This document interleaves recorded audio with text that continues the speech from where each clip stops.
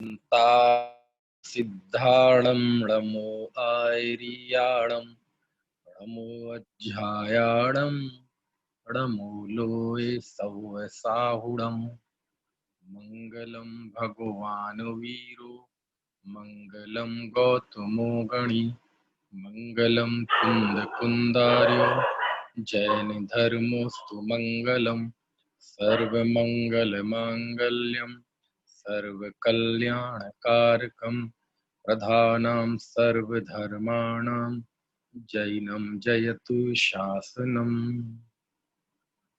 अर्हन्त भास्यत्थं गणहर देवेहि गन्त्यं सम्मम् प्रणमामि भक्तियुक्तो सुदृढान् महोदयं शिरसा मोक्षमार्गस्य नेतारं भेत्तारं कर्मभूभृतां ज्ञातारं विश्वतत्त्वानां वन्दे तद्गुणलब्धे।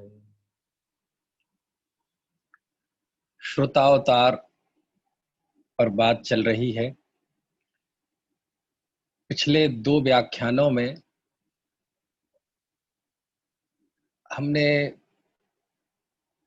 पहली शताब्दी, जो पहली पीढ़ी थी हमारे जिनवाणी को लिपिबद्ध करने वाले आचार्यों की, उसमें कुमार स्वामी यानी कार्तिकेय स्वामी और उनके ग्रंथ कार्तिकेयानुप्रेक्षा,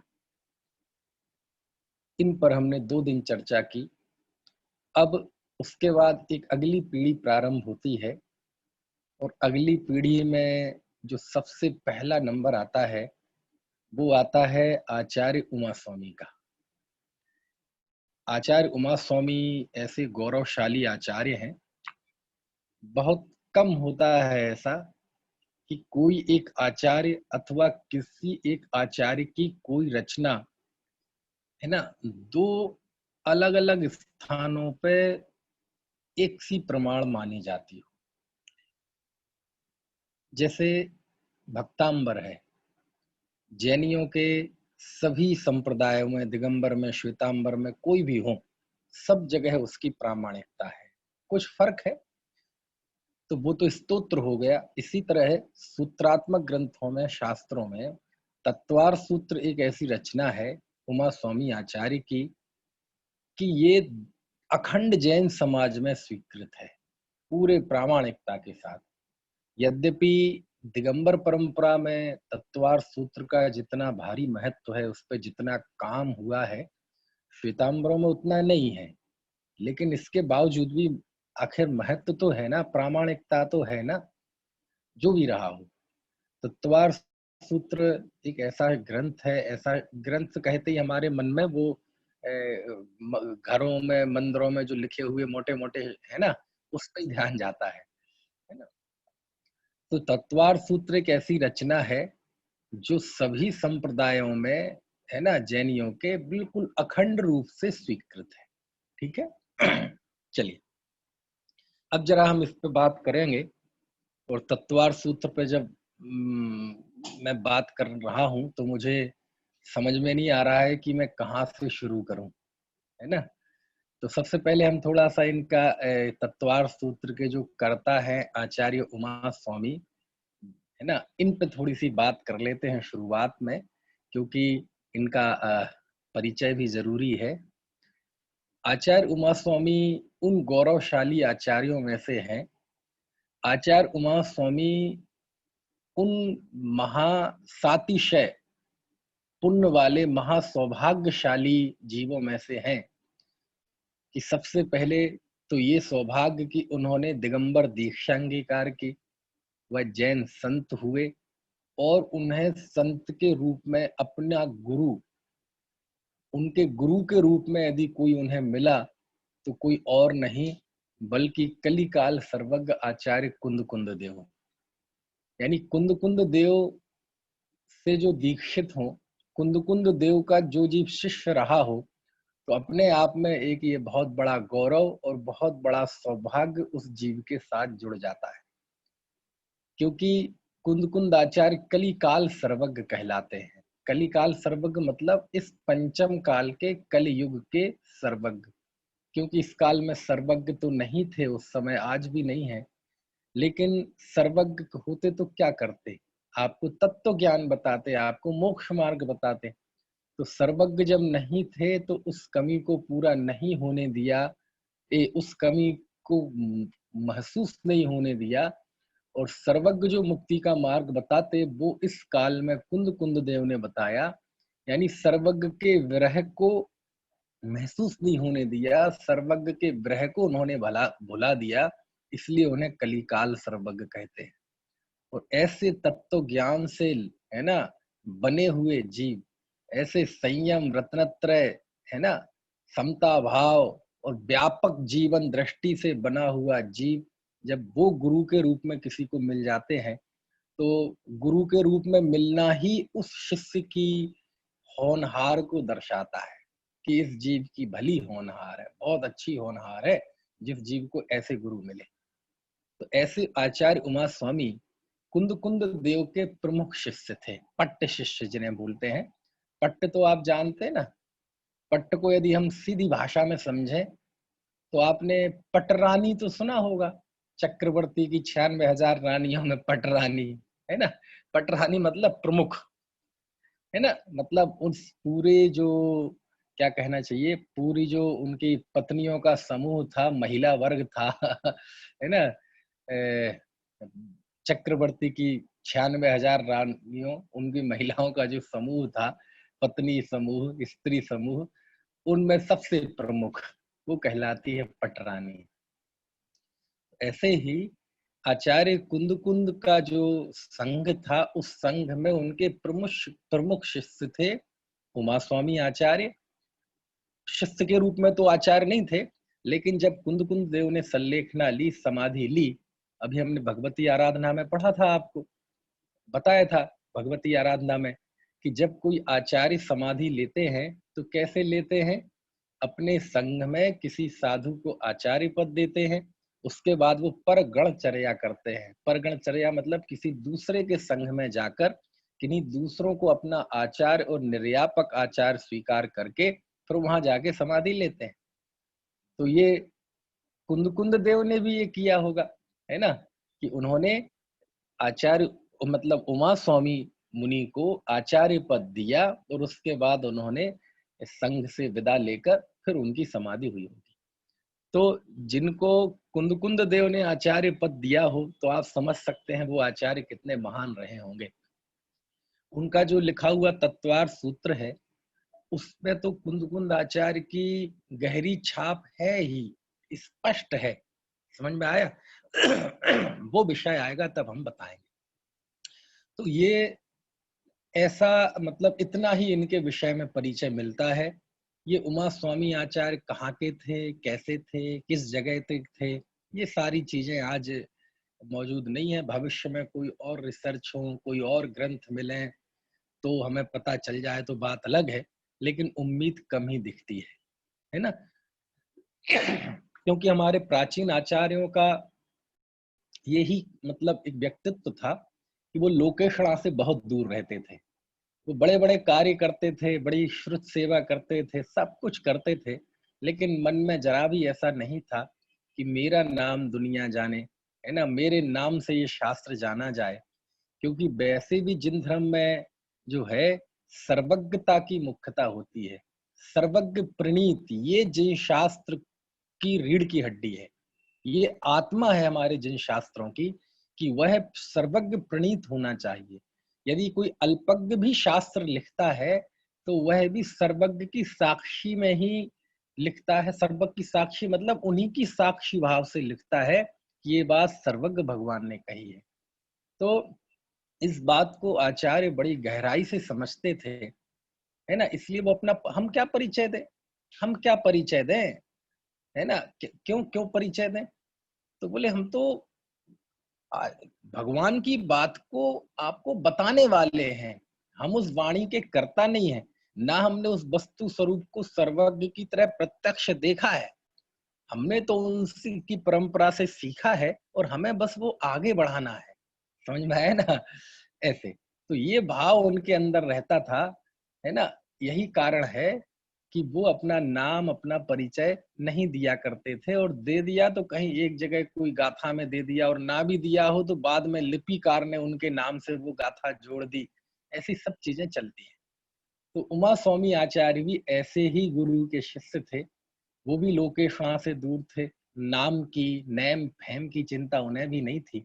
यही कारण है कि उन्होंने तत्वार सूत्र जैसे कालजयी, है ना, रचना की उन्होंने, लेकिन कहीं उन्होंने अपना नाम उल्लेख नहीं किया।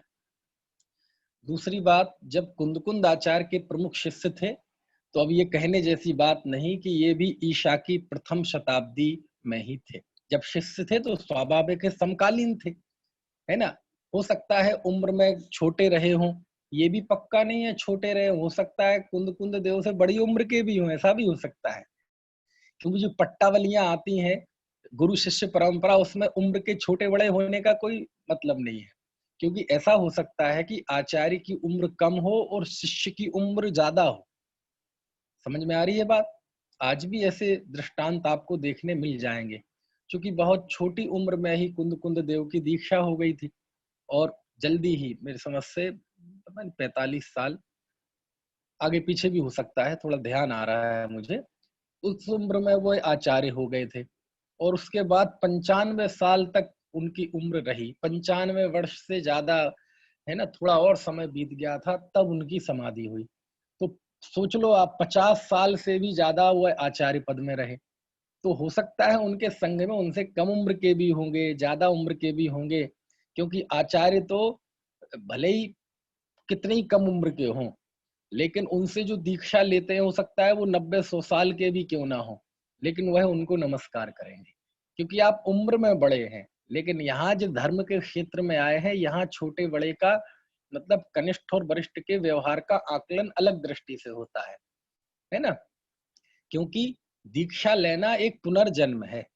दीक्षा लेना क्या है? एक पुनर्जन्म है। उस जीवन का एक नया सवेरा है। समझ में आया ना? एक उस जीवन का एक नया अवतार हुआ है उस जीव का। उसके पहले उसने सारा जीवन काय में निकाला, है ना, असंयम अथवा देश संयम में निकाला।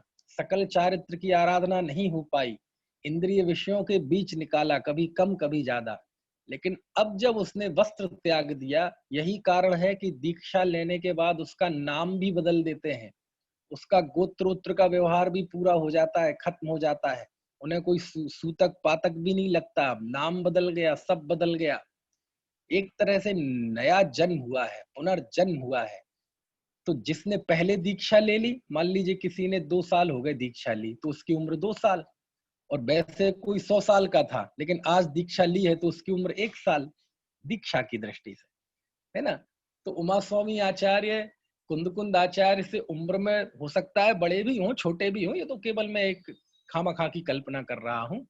लेकिन मैं ये कहना चाहता हूं कि उमा स्वामी आचार्य भी उसी दौर के आचार्य हैं। कुंद आचार्य के शिष्य हैं, मतलब उन्हीं के समकालीन हैं। उन्हें तो हम अगली पीढ़ी में इसलिए ले रहे हैं क्योंकि कुंद देव और उमा स्वामी के बीच में गुरु शिष्य का संबंध था।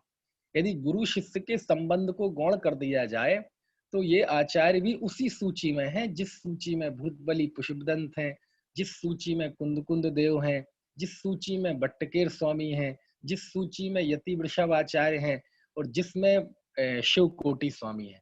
तो आचार्य भूतबली पुष्पदंत से लेकर शिव कोटि महाराज तक की ये जो बहुत गौरवशाली आचार्य रहे हमारे, उस प्रारंभिक शताब्दी के, प्रारंभिक दौर के, उसी में उमा स्वामी आचार्य। इन सबको नाम दिया है विद्वानों ने श्रुतधर आचार्य। क्या नाम दिया है? श्रुतधर, जिन्होंने श्रुत को धारण किया। समझ में है ना? श्रुतधर आचार्य, ठीक है। जिन्होंने उस समय जो भी श्रुत था, जो गुरु परंपरा से उन्हें प्राप्त था, उसको उन्होंने धारण किया, उसे लिपिबद्ध किया, वो श्रुतधर आचार्य कहलाते हैं। फिर उसकी परंपरा में जो टीकाएं लिखी गई, सूत्र लिखे, वो आगे की और परंपरा है ना। लेकिन ये श्रुतधर आचार्य कहा है इन्होंने। तो उमा स्वामी आचार्य, इनका आगे स्वामी शब्द लगा हुआ है। और कई बार तो ऐसा होता है कि हम अ, सम्मान में लगा देते हैं। जैसे आचार्य कुंद कुंद स्वामी, अब ये स्वामी उनका नाम का हिस्सा नहीं है, लेकिन हम उनको सम्मान के साथ लगा देते हैं। कुंद कुंद देव, कुंद कुंद स्वामी, कुंद कुंद महाराज, ये उनके नाम का हिस्सा नहीं है। समझ में आए ना? आचार्य समंत भद्र स्वामी, हो सकता है इनका ये स्वामी नाम का हिस्सा हो। क्योंकि क्योंकि क्योंकि आप जिनागम में चले जाइए, जहां कहीं स्वामी शब्द आया हो, स्वामी, अकेला स्वामी, तो वहां स्वामी का अर्थ होता है समंत भद्र स्वामी। इतना सम्मान था। जैसे पुराने अब मतलब जाए शास्त्रों में और लिखा है उक्तम चा शास्त्रे, शास्त्र में ऐसा कहा है, तो शास्त्र में ऐसा कहा है उसका मतलब होता था तत्वार्थ सूत्र में। समझ में आए ना? और कहा जाए स्वामी ऐसा कहते हैं, तो वहां स्वामी का अर्थ होता है समंत भद्र स्वामी।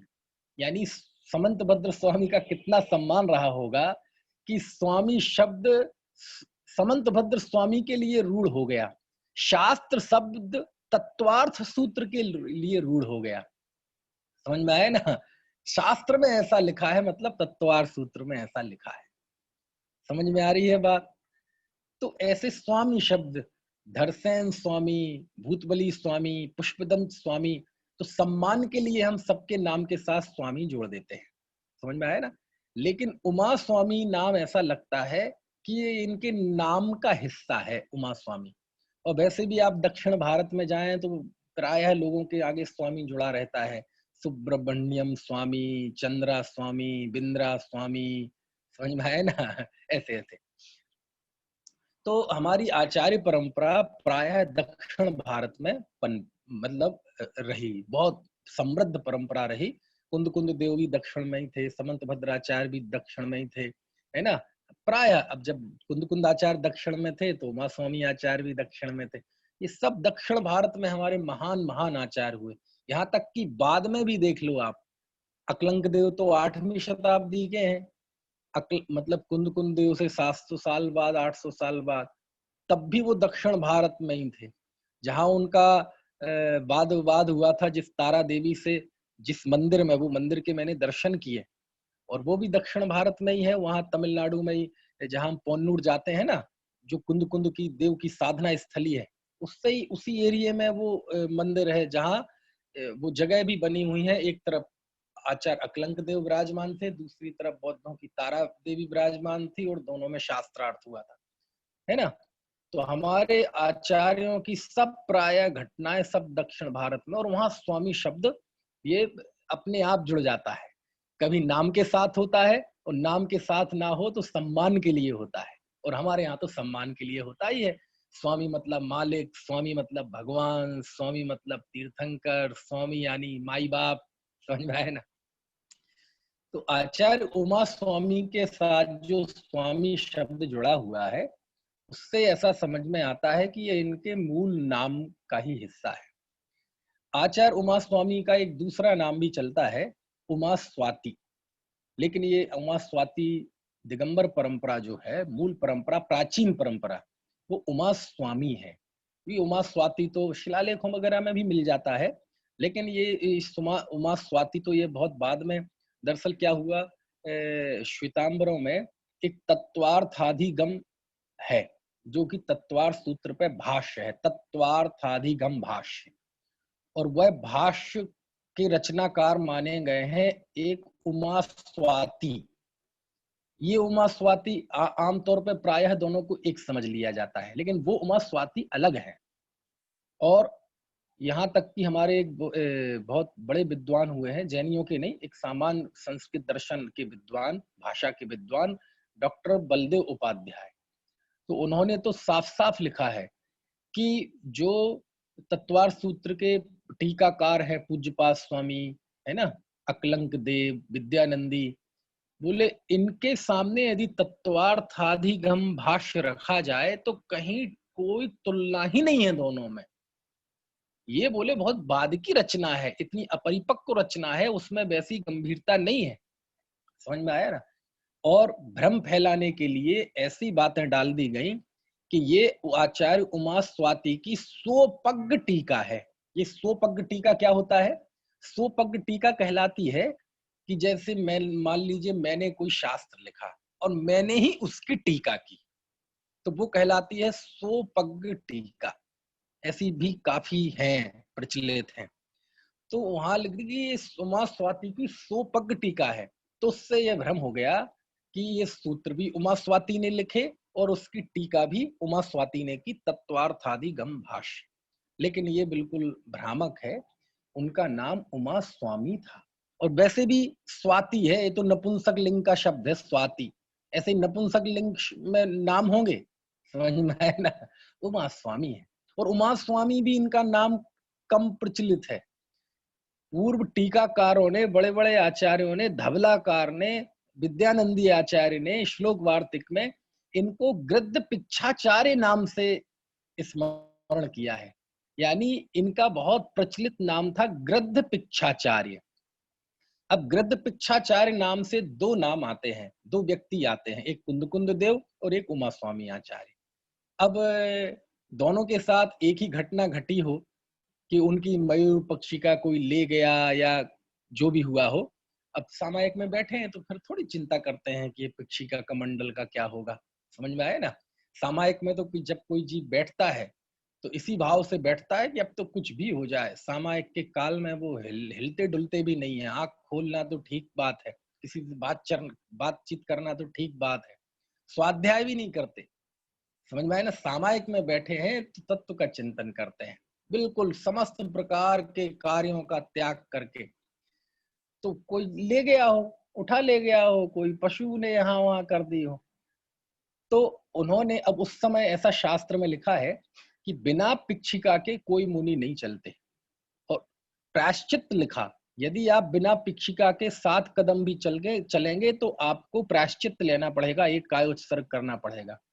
और यदि कोष का लिखा, इतने कोष चल गए तो आपको उपवास करना पड़ेगा, ऐसा प्रायश्चित लिखा है बाकायदा। बिना बिना कमंडलू के तो चल सकते हैं भाई, कमंडलू तो एक विशिष्ट उसमें जरूरत पड़ती है उसकी, भाई रखा है फिर भी आप चल सकते हैं, थोड़े वहां चले जाएं, ऐसे चल, मतलब मान लीजिए किसी तीर्थ पे हैं तो भगवान के दर्शन कर लें। कमंडलू एकदम कंपलसरी नहीं है कि हर वक्त हाथ में होना चाहिए, वो तो एक हाथ पैर धोने शुचिता के लिए है, लेकिन पिक्षिका तो जीव रक्षा के लिए, संयम के लिए है। तो ऐसा जब हुआ तो कहते बिना पिक्षिका के तो साधु होते नहीं। तो उन्होंने आनन फानन में अब क्या करते, तो बोले गिद्ध के पंख पड़े होंगे तो उनको उन्होंने इकट्ठा करके पिक्षी बनाई, या किसी ने लाके दे दी, जो भी रहा हो, तो वो गिद्ध पिक्षाचार्य कहने लगे। अब वो दोनों ही के लिए कहा जाता है, कुंद देव के लिए भी और उमा स्वामी आचार्य के लिए भी। अब दोनों आचार्यों के साथ एक सी ही घटना हुई हो, ये बात तो कुछ जमती नहीं है, और दोनों ने आचार्य ने गिद्ध की पिक्षी रखी हो, ऐसी बात तो जमती नहीं है। लेकिन जो भी रहा हो सकता है कुंद आचार्य को गृध्र पिक्षाचार्य कहते हैं, तो गृध्र पिक्षाचार्य के शिष्य होने के कारण इन्हें भी कोई गृध्र पिक्ष का वो आरोप हो गया हो। लेकिन जो भी हो, गृध्र पिक्षाचार्य नाम से इनका स्मरण होता है, उमा स्वामी आचार्य का, है ना। चलिए, तो ये तो इनके नाम की बात हो गई। अब आते हैं मूल तत्वार्थ सूत्र पर, यहां आना था हमें। तो तत्वार्थ सूत्र के दो नाम आज हमारे प्रचलित हैं, एक नाम है तत्वार्थ सूत्र और दूसरा नाम है मोक्ष शास्त्र। ये दो नाम प्रचलित हैं। जो प्राचीन नाम है, जो असल नाम है, वो नाम है तत्वार्थ। इस ग्रंथ का नाम क्या है? तत्वार्थ, ये नाम है बस। यही कारण है कि सर्वार्थ सिद्धि को कहा जाता है तत्वार्थ वृत्ति। अकलंक देव की टीका का नाम है तत्वार्थ वार्तिक, राजवार्तिक, ठीक है। विद्यानंदी आचार्य की टीका का नाम है तत्वार्थ श्लोक वार्तिक। सूत्र कहाँ है उसमें, समझ में आया ना। और श्रुत सागर सूरी की टीका का भी नाम है तत्वार्थ वृत्ति, देख लो आप। फिर ये सूत्र कहां से जुड़ गया? चूंकि ये सूत्रात्मक है, इसलिए सहज में ही उसमें सूत्र जुड़ गया। वीरसेन स्वामी ने तत्वार्थ सूत्र लिखा तो वो फिर वो चलन में आ गया, लेकिन इसका मूल नाम है तत्वार्थ, ये इस शास्त्र का नाम है। इसके बाद दूसरा नाम मोक्ष शास्त्र, ये भी बहुत प्रचलित है। प्रचलित कैसे हुआ, कब हुआ, इसका इतिहास क्या है, मोक्ष शास्त्र नाम का, ये मुझे पढ़ने में नहीं आया। और जिन जिन को पढ़ा उन्होंने भी यही लिखा कि हमें भी नहीं पता कहाँ से आया। लेकिन कुल मिला के ये मोक्ष शास्त्र इसका नाम पड़ गया, है ना। नाम क्यों पड़ गया तो वो अभी हम आपको बताते हैं, ठीक है। तो ये दो नाम इसके हैं। अब इस नामकरण की सार्थकता क्या है? तत्वार्थ सूत्र में तत्वार्थ की सार्थकता तो ये है कि इसमें 7 तत्वार्थों का वर्णन है। किसका वर्णन है? 7 तत्वार्थों का वर्णन है। ये 7 तत्वार्थ कौन से होते हैं? जीव, अजीव, आश्रव, वन, संवर, निर्जरा, मोक्ष। ये 7 तत्वार्थों का वर्णन होने से इस ग्रंथ का नाम तत्वार्थ सार्थक है। पहले 4 अध्यायों में जीव तत्व की मुख्यता से वर्णन है। इसमें पहला अध्याय थोड़ा प्रमाणमय का विवेचन है, 3 अध्यायों में ही है विशुद्धता जीव का, तो दूसरा, तीसरा, चौथा। 5वां अध्याय उसमें अजीव का वर्णन है। 6वें 7वें अध्याय में आश्रव का वर्णन है। 8वें अध्याय में बंध का वर्णन है। 9वें अध्याय में संवर निर्जरा का वर्णन है और 10वें अध्याय में मोक्ष का वर्णन है। तो 7 तत्वों का विवेचन करने के कारण इस ग्रंथ का नाम तत्वार्थ ये बिल्कुल सार्थक है। समझ में आया ना। और सूत्र शब्द क्यों जुड़ गया? क्योंकि वो सूत्रात्मक है, सूत्र शैली में। अभी मैं बहुत सरल सरल बातें आपको बता रहा हूँ, जो जो चर्चा आगे बढ़ेगी बहुत गंभीर और मार्मिक बातें मैं इसके विषय में बताऊंगा आपको। दूसरा नाम है इसका मोक्ष शास्त्र। मोक्ष शास्त्र क्यों नाम पड़ा, कैसे पढ़ा, तो बिल्कुल बहुत ज्यादा बुद्धि लगाने की जरूरत नहीं है। हमारे यहाँ कई ऐसे स्तोत्र हैं जिनका नाम उनके पहले शब्द से के वजह से पढ़ा। भक्तांबर का भक्तांबर नाम क्यों है? क्योंकि उसका पहला शब्द है भक्तांबर प्रणत मौलि मणि प्रभाणा। तो पहला शब्द है भक्तांबर, इसलिए उस स्तोत्र का नाम ही है भक्तांबर स्तोत्र। उस भक्तांबर स्तोत्र क्या, भक्तांबर का तो कोई अर्थ ही नहीं होता। भक्तांबर का अर्थ होता है अमर यानी देव, और भक्त यानी भक्त, देव भक्त। ये कोई स्तोत्र है? स्तोत्र तो वो आदिनाथ भगवान का है। लिखा किसने है? आचार्य मानतुंग स्वामी ने लिखा हुआ है। समझ में? लेकिन वो नाम पड़ गया भक्तामर। ऐसे ही कल्याण मंदिर स्तोत्र में भी ऐसे ही है।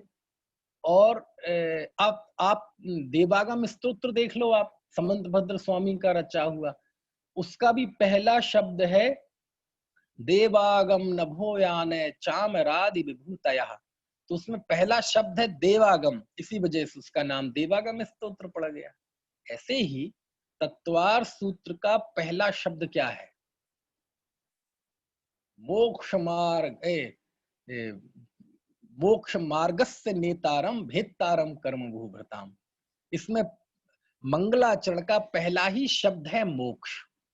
एक कारण, और ये कारण ना हो तो दूसरा कारण, आचार्य ने पहले सूत्र में किसका वर्णन किया? सम्यक दर्शन ज्ञान चारित्राणी मोक्ष मार्ग। मोक्ष मार्ग से बात शुरू हुई और अंत में जाके 10वें अध्याय में किसका वर्णन है? मोक्ष का वर्णन है। तो मंगलाचरण में पहला अक्षर मोक्ष, दूसरा पहले सूत्र में भी बात मोक्ष मार्ग की थी, और सबसे अंत में बात मोक्ष पे ही जाके पूरी हुई। और सूत्र की रचना भी किसी मोक्षाभिलाषी जीव के लिए मुक्ति का मार्ग का प्रश्न करने के उत्तर के रूप में हुई। इन सब कारणों से, कोई कम हो सकता है कोई ज्यादा, लेकिन इन सब कारणों से यदि इसका नाम मोक्ष शास्त्र चल पड़ा हो, किसी ने रख दिया हो, बाद में पसंद कर लिया गया हो और उसकी परंपरा चल पड़ी, तो इसमें कोई आश्चर्य की बात नहीं है। नाम है, हमें तो दोनों ही अच्छे लगते हैं। तत्वार्थ सूत्र भी नाम अच्छा लगता है, मोक्ष शास्त्र भी नाम अच्छा लगता है। समझ में आए ना। इसलिए कोई राग द्वेष की बात नहीं है, लेकिन थोड़ा सा फर्क तो आ ही जाता है। प्राचीन नाम इसका तत्वार्थ है। और उमा स्वामी को किस नाम से याद किया है टीकाकारों ने? गृध्र पिच्छाचार्य। चलिए अब आगे, अब मैं कुछ आपको रोचक और आनंददायी चीजें बताता हूं। ये तत्वार्थ सूत्र उत्पन्न कैसे हुआ? कैसे बना ये तत्वार सूत्र? तो तत्वार सूत्र की उत्पत्ति की बड़ी रोचक कथा है, बड़ी रोचक कथा है। ये तत्वार सूत्र ऐसे कहते हैं, कोई ऐसी बहुत प्लानिंग से लिखा हो आचार्य ने, प्लानिंग से मतलब कोई बहुत, मतलब कई महीनों सोचा हो, कोई ऐसे चर्चा की हो, कोई वार्ता की हो, है ना, आपस में बातचीत की हो, ऐसा हुआ होगा। लेकिन इसकी जो उत्थानिकाएं हैं, इसके संबंध में जो कथाएं चलती हैं, वो ये कहती हैं कि तत्वार सूत्र की शुरुआत तो अनायास हुई। अनायास मतलब अचानक हुई। बाद में बाकी सूत्रों की रचना भले ही उन्होंने बहुत समय लगाया हो, बहुत सोच समझ के लिखा हो, लेकिन तत्वार सूत्र की उत्पत्ति कैसे हुई, तो इसके विषय में दो बातें हमें बतानी है। एक तो इसके पीछे प्रचलित है दंत कथा, कथा किंवदंती। वो कितनी सही है कितनी गलत है हमें नहीं पता, लेकिन वो प्रचलित है। और दूसरी चीज है, दूसरी उत्थानी, दूसरी बात लिखी आचार्य पूज्यपाद स्वामी ने, देवनंदी स्वामी ने सरवार सिद्धि में। क्योंकि तत्वार सूत्र की सबसे प्राचीन जो टीका है, जो उपलब्ध टीकाओं में बता रहा हूं, वह है आचार्य पूज्यपाद स्वामी की सरवार सिद्धि टीका। और अद्भुत ग्रंथ है सरवार सिद्धि। तो सरवार सिद्धि में लिखी, और उसके बाद फिर और कई जगह, फिर तो सुरसागर सूरी ने भी लिखी वही बात, दूसरी टीकाओं में भी है ना। और एक दूसरी कथा है। तो पहले मैं आपको कथा बताता हूं, है ना, फिर दूसरी बात वो बहुत मार्मिक है, उसको और बाद में बताऊंगा। पहले चूंकि सरल सरल बात चल रही है, पहले सरल बात बता दो। इसमें ये कथा आती है कि आचार्य उमा स्वामी देव जब नगर के बाहर थे, तो वह नगर में आए आहार चर्या के लिए। अब आहार चर्या के लिए ही मान ले, क्योंकि और क्या प्रसंग होगा, दर्शन के लिए भी आ सकते हैं, मंदिर में है तो, मंदिर यदि है वहां तो और चूंकि पास में है तो स्वाभाविक है श्रावक होंगे तो मंदिर भी होगा। तो वो आए, तो जब वो नगर से लौटने लगे, तो वहां किसी श्रावक ने ऐसा लिख रखा था कि दर्शन ज्ञान चारित्राणी मोक्ष मार्गा। वो कहाँ लिखा था, दीवार पे लिखा था, कैसे लिखा था पता नहीं, ठीक है ना। कहानी है, कहानी को बहुत बारीकी से ना देखें आप, बस भाव ध्यान रखें मैं क्या कहना चाहता हूं। तो वहां लिखा था दर्शन ज्ञान चारित्राणी मोक्ष मार्गा। तो वो जब पढ़ा आचार्य देव ने, उमा स्वामी आचार्य ने, तो उमा स्वामी आचार्य के मन में थोड़ा सा लगा, यार ये तो एकदम गलत है, ये सूत्र सही नहीं है। समझ में आया ना। तो उन्हें लगा कि ये तो अपूर्ण है। तो उन्होंने क्या किया, उस सूत्र को सुधार दिया। आप ऐसे समझ लो दीवार पे लिखा था, तो उन्होंने वहीं कुछ पढ़ा होगा, तो उससे उन्होंने उस सूत्र में आगे एक शब्द जोड़ दिया, सम्यक, ये शब्द और जोड़ दिया। तो सूत्र क्या बन गया, सम्यक दर्शन ज्ञान चारित्राणी मोक्ष मार्ग। बात समझ में आ रही कि नहीं। अब जब ये सूत्र जो बन गया, तो आचार्य देव तो चले गए। उसके बाद जब वो जो घर का मालिक था, वो जो श्रावक था, वो आया, तो उसका ध्यान उसी पे गया। तो बोले यार ये सम्यक शब्द किसने जोड़ दिया, बात समझ में आ रही है कि नहीं, ये किसने जोड़ दिया। तो उस समय किसी ने बताया। पहले तो उसे लगा कि ये किसी ने शरारत की है, क्योंकि हो सकता है किसी ने गड़बड़ कर दी हो, शरारत कर दी हो, होते ना लोग शरारती। यहां लिखा है यहां कचड़ा डालना मना है। तो शरारती तत्व क्या करते हैं, बच्चे या बड़े, बड़ों में भी बहुत बड़े बड़े शरारती होते हैं। छोटे बच्चों की शरारत तो ज्यादा नुकसान नहीं देती, लेकिन बड़ों की शरारत तो इतिहास रच देती है। तो लिखा ना यहाँ कचड़ा फेंकना मना है, तो वहां मना शब्द को मिटा दिया। अब क्या अर्थ हो गया इसका, यहाँ कचड़ा फेंकना है। बिल्कुल अर्थ बदल गया ना। ऐसी शरारत छेड़खानी कर देते हैं शब्दों के साथ। हम जब जयपुर में पढ़ते थे, तो वहां पीछे के रास्ते पे लिखा था यह आम रास्ता नहीं है। क्या लिखा था, यह आम रास्ता नहीं है। रा में आ की मात्रा जुड़ी हुई थी। तो रा और आ की मात्रा के बीच में किसी ने एक छोटा सा डैश लगा दिया, हाइफन। तो वह वाक्य बन गया यह आम सस्ता नहीं है। समझ गए ना। अब देखो कितना अर्थ बदल गया एक डैश से। यह आम रास्ता नहीं है, और डैश लगा दिया, तो यह आम सस्ता नहीं है। ये हिंदी की ताकत है, एक डैश से कितना अर्थ बदल गया। जैसे एक वो लिखा था ना, आजकल विज्ञापन में आता है, दाने दाने में केसर का दम, किसी ने उसमें बिंदी लगा दी, दाने दाने में कैंसर का दम। समझ में आया ना, कितना अर्थ गौरव आ गया उसमें। तो ऐसा होता है। तो पहले तो उन्हें लगा श्रावक को कि जरूर किसी ने कोई छेड़खानी की है, लेकिन जब बताया कि भैया ये एक दिगंबर संत आए थे, दिगंबर संत ने ये किया है, अब बात गंभीर हो गई। अरे बात तो जरूर कुछ है। वैसे तो दिगंबर संत ज्यादा कुछ मतलब नहीं रखते किसी से, लेकिन जब उन्होंने ये काम किया है तो जरूर कुछ बहुत गहरी बात है। और वह जीव आचार्य उमा स्वामी को खोजने चला गया। अब आचार्य उमा स्वामी ईर्ष्या समिति पूर्वक चलने वाले कहाँ जाएंगे, है ना। और चातुर्मास के समय तो आमतौर पर सुनिश्चित भी होता है कि वो यहाँ होंगे, और चातुर्मास नहीं भी हो, विहार भी कर गए हो, तो कितनी दूर जाएंगे, है ना। तो वह जीव गया और आचार्य उमा स्वामी मिले। आचार्य उमा स्वामी से उन्होंने पूछा, हे आचार्य देव, मैं अभी वही हूँ जहाँ जिसके घर में आप वो सूत्र सुधार कर आए हैं, तो आपने वो सम्यक शब्द क्यों जोड़ दिया। तो आचार्य ने बताया, अरे भैया तुम समझते नहीं हो, यदि हम कहेंगे दर्शन ज्ञान चारित्राणी मोक्ष मार्ग, कि दर्शन ज्ञान चारित्र तीनों मिलकर मोक्ष के मार्ग हैं, तो फिर तो सभी जीव मोक्ष मार्गी हो जाएंगे। क्योंकि कोई भी दुनिया का जीव हो, सबकी कोई ना कोई श्रद्धा है ही, सबका कोई ना कोई ज्ञान है ही, सबका अपना अपना कोई चारित्र है ही, चाहे मिथ्या दृष्टि हो चाहे सम्यक दृष्टि, एक इंद्रिय का भी, पशु पक्षी कीड़े मकोड़ों का भी। तो यदि इस सूत्र के हिसाब से तो सभी मोक्ष मार्गी हैं, क्योंकि सबके दर्शन ज्ञान चारित्र है। समझ में आया ना। तो कहते नहीं भैया, जो दर्शन मोक्ष मार्ग है, लेकिन कब, जब वह सम्यक हो। ज्ञान मुक्ति का मार्ग है, लेकिन कब, जब वह सच्चा हो। और चारित्र मुक्ति का मार्ग है, कब, जब वो सम्यक हो। तो दर्शन ज्ञान चारित्र ये मोक्ष के मार्ग हैं, लेकिन कौन से, सम्यक दर्शन सम्यक ज्ञान सम्यक चारित्र। इसलिए मैंने सम्यक शब्द जोड़ दिया, नहीं तो इसमें महादूषण प्राप्त होगा, अति व्याप्ति दोष आएगा अपनी न्याय की भाषा में कहें तो। और जब ये बात उसने सुनी, उसका नाम भी आता है, उसका नाम आता है सिद्ध। और जब ये बात सुनी, अहो मुझे तो इन बातों की खबर ही नहीं थी। आह आचार्य, मेरे ज्ञान चक्षु खुल गए, आपके समक्ष आके मेरी बहुत बड़ी भूल निकल गई। अब हम पे कृपा कीजिए, कृपया इस सूत्र का विस्तार कीजिए, इसका अर्थ भव्य जीव को बताइए। तब आचार्य ने उसे समझाने के लिए और सूत्रों की रचना की, और इस तरह तत्वार्थ सूत्र ग्रंथ की रचना हो गई। समझ में आती है बात। एक तो ये कथा आती, ये कथा है। अब दूसरा उल्लेख वो है पूज्यपाद स्वामी का, सरवार सिद्धि का। उसमें आचार्य ने लिखा, बहुत अच्छा बहुत अच्छा।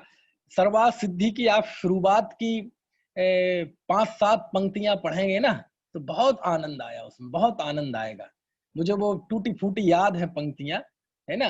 देखो मैंने निकाल के रखी हैं, वो संस्कृत में पढ़ के बताता हूँ, नहीं भी बताऊंगा, अपने शब्दों में भी बता दूंगा, तो आपको उसमें समझ में आ जाएगा, लेकिन मुझे मजा नहीं आएगा, इसलिए मैं आपको वो पढ़ के सुनाता हूँ। कश्चित भव्य प्रत्यासन्न निष्ठा प्रज्ञावान, स्वहित मुपलिप्सुर विभक्ते, परम रम्ये भव्य सत्व विश्रामास्पदे, क्वचिद आश्रम पदे मुनि परिशन मध्ये सन्निषणम, मूर्तिमेव मोक्ष मार्ग मावाग विसर्गम, वपुषा निरूपयन्ति युक्तयागम कुशलम, परहित प्रतिपाद नैक कार्य मार्य निक्षेप्यम, निर्ग्रंथाचार्य वर मुत्सद्य सविनय परिप्रक्षति स्म भगवन, किम नु खलु आत्मने हितम स्यादिति स आह मोक्षति। है ना। स ए पुनः प्रत्याह किम स्वरूपो असौ मोक्षः कश्चास्य प्राप्त्युपाय इति आचार्याः निरवशेष निराकृत कर्म मल कलंकस्या शरीरस्य आत्मनो अचिंत स्वाभाविक ज्ञानादि गुणम अव्यावाद सुखम अत्यंत आत्यांतिकम अवस्थान्तरम मोक्ष इति। समझ में नहीं आया आपको? अब देखो क्या कहते हैं पूज्यपाद स्वामी लिख रहे हैं, और क्या लिखते, इतना लंबा वाक्य है कि कश्चित भव्य प्रत्यासन्न निष्ठा, कोई निकट भव्य, कश्चित भव्य, कोई भव्य, कैसा है वह भव्य? प्रत्यासन्न निष्ठा, आसन्न भव्य जीव। कैसा है वह? प्रज्ञावान, प्रज्ञावान है। कैसा है वह? स्वहितम उपलिप्सुर विभक्ते, जो आत्महित की लिप्सा रखता है। लिप्सा शब्द का प्रयोग किया आचार्य ने। अब लिप्सा तो आप जानते ही हैं, इच्छा, मन। बोले नहीं, जब बहुत किसी चीज का बहुत ज्यादा मन हो ना, एकदम लालसा के साथ, तो उसे हम कहते हैं लिप्सा। तो उस जीव को कहा कि जिसे आत्महित की लिप्सा है। और कैसा है वह? चलो ये हो गया। तो ऐसा शिष्य जो कोई आसन्न भव्य जीव है, प्रज्ञावान है, आत्महित की इच्छा रखता है, वह जीव एक स्थान पर पहुंचा, उसे आश्रम कहा है यहाँ। कैसा है वह आश्रम? तो उसके लिए लिखा भव्य जीवों को विश्राम करने लायक है। ये घर विश्राम करने लायक नहीं है, ये डबल बेड, ये डल्लब के गद्दे विश्राम करने लायक नहीं है। वो आश्रम, वो स्थान, आश्रम मतलब कोई मठट की कल्पना मत कर लेना आप। मुनि संग जहां रुका हुआ हो वही आश्रम है। तो वो स्थान कहते भव्य जीवों के लिए आश्रम लायक है।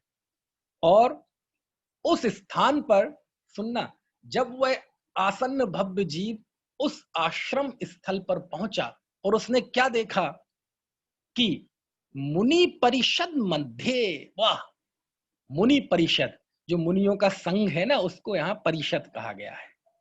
तो मुनि परिषद के मध्य में, है ना, सन्निष्णम, बैठे हुए, है ना, आचार्य बैठे हुए। अब उमा स्वामी आचार्य के लिए जो विशेषण आया है, वो सुनाने के लिए मैंने आपको इतना लंबा सुनाया।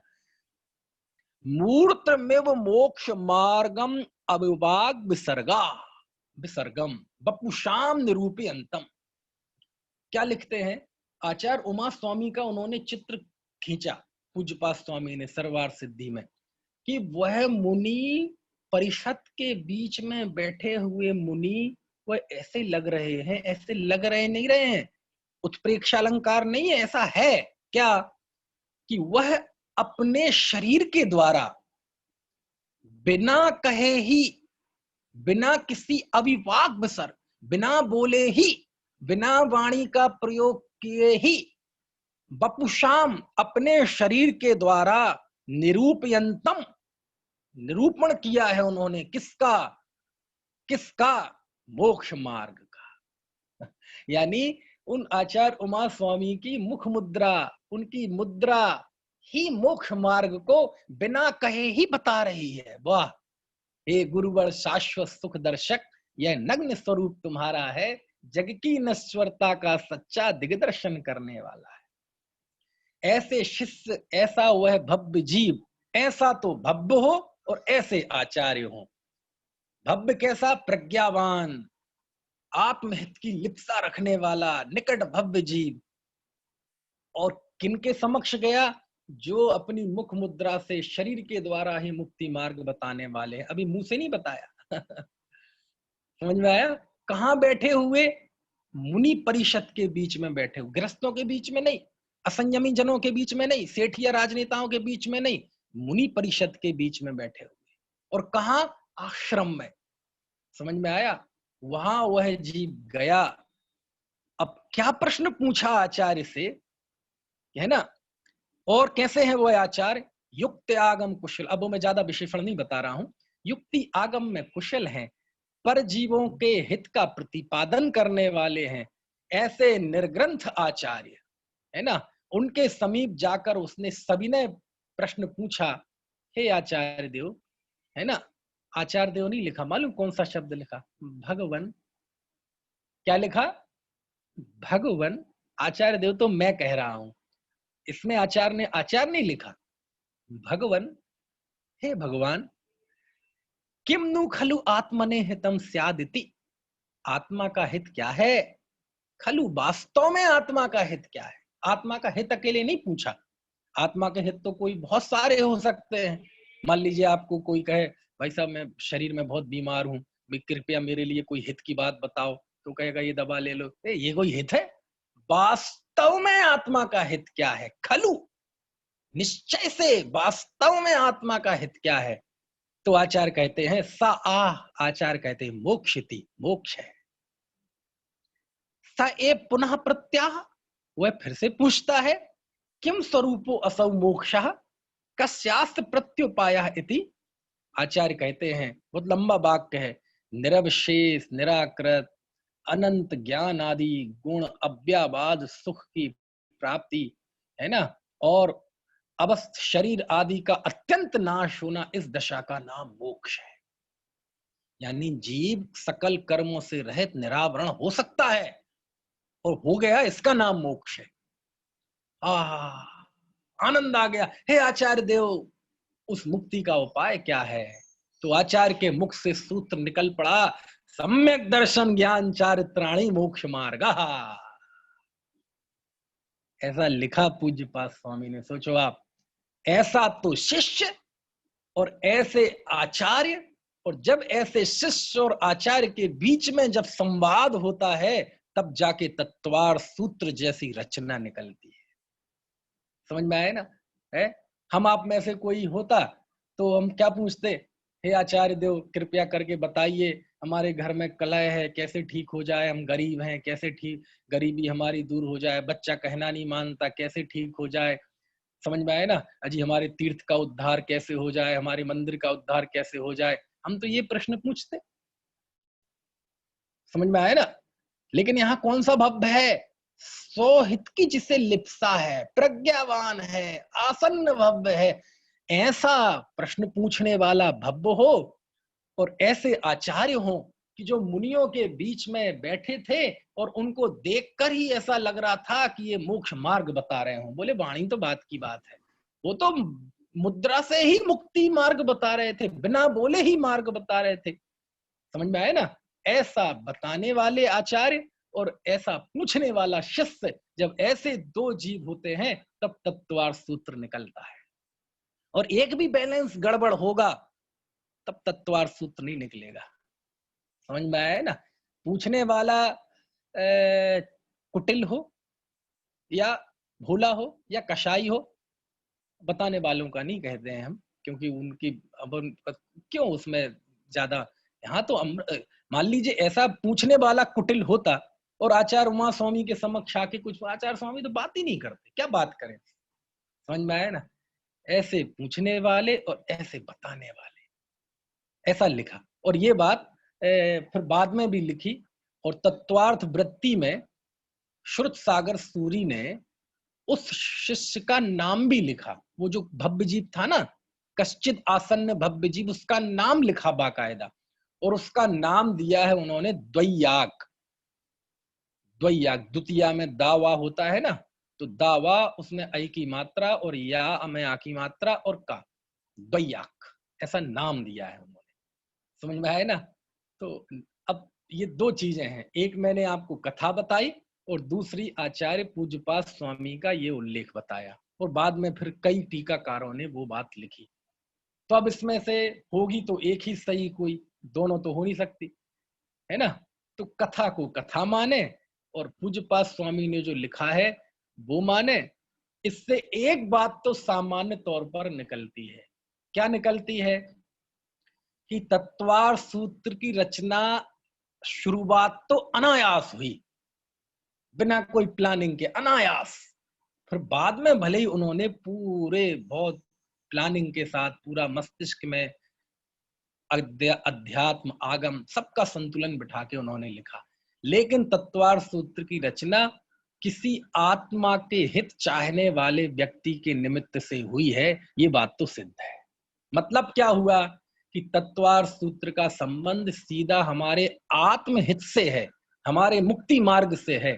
इसलिए जो आत्मा के हित के वांछक हों, उन्हें इस तत्वार्थ सूत्र का अध्ययन जरूर करना चाहिए। अभी समय हो गया है और चर्चा